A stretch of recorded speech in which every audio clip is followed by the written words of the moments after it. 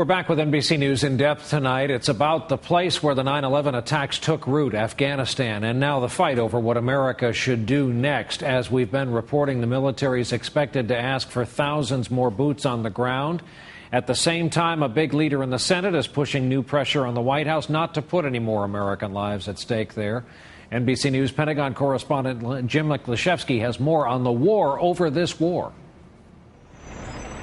Even as American commanders in Afghanistan prepare to ask for more U.S. forces to fight the war, their biggest battle may be back in Washington. Today, the powerful chairman of the Armed Services Committee, Democratic Senator Carl Levin, said he's against sending more American combat troops to Afghanistan, but instead would send military trainers to help expand the Afghan military.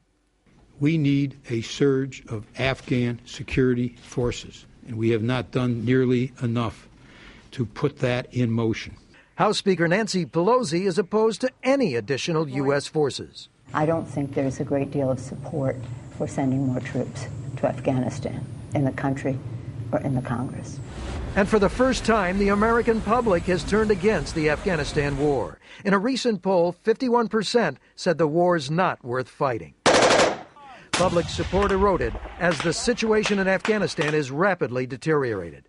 In the past 2 months, a record number of American forces have been killed in the war, while the Taliban has been gaining ground.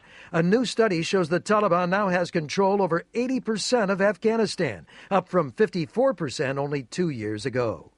To turn that around, the top commander in Afghanistan, General Stan McChrystal's new strategy is to undermine the Taliban by providing more protection for the Afghan people.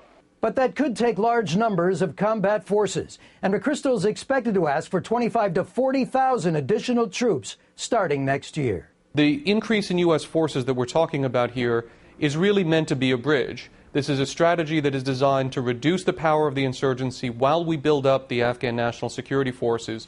President Obama has said Afghanistan is a war the U.S. must win, but he may be caught between his military commanders and growing opposition to the war at home. White House officials say any decision on combat forces is still months away. Jim Miklashevsky, NBC News, the Pentagon.